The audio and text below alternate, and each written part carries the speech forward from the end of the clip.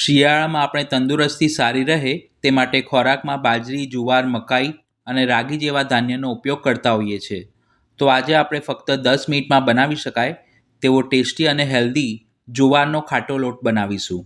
આ લોટ તમે સવારે કે સાંજે નાસ્તા માટે કે બાળકોને ટિફિન બોક્સમાં આપવા માટે બનાવી શકો છો. તો વિડીયોને એન્ડ સુધી અવશ્ય જોજો.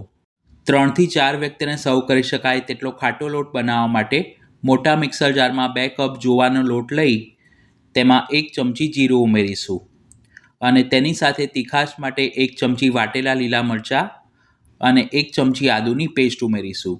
જો તમે બાળકો માટે બનાવી રહ્યા હો તો આદુ મરચાંની પેસ્ટ પ્રમાણમાં ઓછી ઉમેરવી. તેની સાથે સ્વાદ પ્રમાણે મીઠું અને લોટને વધુ સ્વાદિષ્ટ બનાવવા માટે 1 કપ ખાટી છાશ ઉમેરી ચમચી વડે બધું જ સરખું મિક્સ કરી પલ્સ મોડ ઉપર 10 થી 15 સેકન્ડ માટે બ્લેન્ડ કરીશું.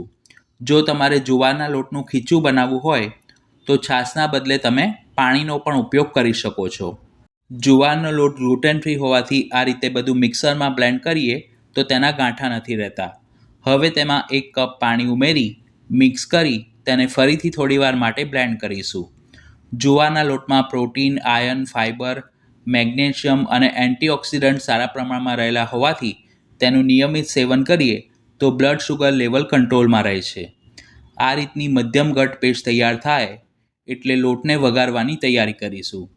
જુવારના લોટમાંથી તમે બીજી કઈ વાનગી બનાવો છો તે મને કમેન્ટ કરીને જરૂર જણાવજો. હવે જાડા તળિયાવાળી કડાઈમાં 1 ચમચી ઘી ગરમ કરી તેમાં 2 નંગ સૂકા લાલ મરચાં અને 1 ચમચી ઝીણી રાઈ ઉમેરીશું. ઘીના બદલે તમે શીંગ તેલનો પણ ઉપયોગ કરી શકો છો. આ રીતે રાઈ સરસ ફૂટવા લાગે એટલે તેમાં 5 ચમચી હિંગ અને ફ્લેવર માટે 8 થી 10 નંગ મીઠા લીમડાના પાન ઉમેરીશું. બધી જ સામગ્રીના માપ મેં વિડીયોની સ્ક્રીન ઉપર અને ડિસ્ક્રિપ્શન બોક્સમાં આપ્યા છે. તેની સાથે 5 ચમચી હળદર પાવડર ઉમેરી મિક્સ કરી વઘાર તૈયાર થાય એટલે થોડીવાર માટે ગેસ બંધ કરી દેવો અને જે જુવારના લોટની પેસ્ટ તૈયાર કરી છે તે તેમાં ઉમેરી વઘારની સાથે સરખી રીતે મિક્સ કરીશું.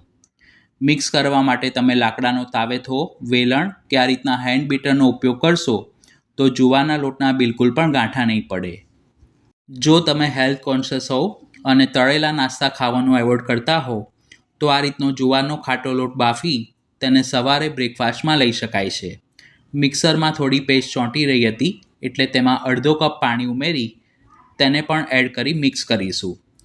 આ રીતનું સરસ એકરસ મિશ્રણ તૈયાર થાય એટલે ફરીથી ગેસ ચાલુ કરી તેને ધીમી આંચ પર સતત હલાવતા રહીશું.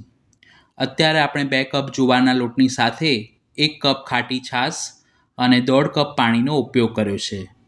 લોટને વધુ ટેસ્ટી બનાવવા માટે તેમાં અડધી ચમચી ચીલી ફ્લેક્સ ઉમેરી મિક્સ કરીશું. તમને ઓછું તીખું ખાવાનું પસંદ હોય તો ચીલી ફ્લેક્સ ન ઉમેરવા. જેમ જેમ લોટ કૂક થશે તેમ તેમાં રહેલો પાણી અને છાશનો ભાગ બળવાના લીધે તેની કન્સિસ્ટન્સી ઘટ થવા લાગશે. આ રીતે ગેસ ચાલુ કર્યા પછી 2 થી 3 મિનિટ માટે ખુલ્લા ઢાંકણે તેને મિક્સ કરવાથી તેમાં બિલકુલ ગાંઠા નથી રહેતા અને લોટ સરસ સ્મૂથ બને છે. હવે તેને ઢાંકીને 5 થી 7 મિનિટ માટે ધીમી આંચ પર થવા દઈશું. 5 મિનિટ પછી ચેક કરીએ તો જુવારનો લોટ 80% જેટલો રંધાઈ ગયો છે એટલે કે કૂક થઈ ગયો છે. તેની શાઇનિંગ અને ફ્લેવર વધુ સારી આવે તેના માટે તેમાં 1 ચમચી જેટલું ઘી ઉમેરી મિક્સ કરીશું. તમને ઓછું ઘી ખાવાનું પસંદ હોય તો ઘી ન ઉમેરવું કારણ કે અગાઉ પણ આપણે વઘારમાં ઘીનો ઉપયોગ કર્યો છે. ઘીને મિક્સ કર્યા પછી તેને ઢાંકીને 2 મિનિટ માટે ધીમી આંચ પર થવા દઈશું. જાડા તળિયાવાળા વાસણનો જ ઉપયોગ કરવો નહીંતર કડાઈમાં નીચે લોટ ચોંટી જશે. તો ફક્ત 10 મિનિટમાં બનાવી શકાય તેવો જુવારનો ખાટો લોટ બનીને તૈયાર છે. ગેસ બંધ કરી તેને ઢાંકીને 5 મિનિટ માટે સિજવા દઈશું. પછી ગરમા ગરમ ખાટા લોટને સર્વિંગ પ્લેટમાં સર્વ કરી ઉપરથી જરૂર મુજબ કાચું શીંગ તેલ અને અથાણાનો મસાલો ભભરાવીશું. તો દાદીમાં નાનીમાની રીતે તમે પણ આ જુવારનો ખાટો લોટ ઘરે જરૂર બનાવજો. આ રીતે તમે ઘઉંનો જાડો લોટ, મકાઈનો લોટ અને હાંડવાનો લોટ પણ બાફી શકો છો. તો આ રેસીપી જરૂર ટ્રાય કરજો.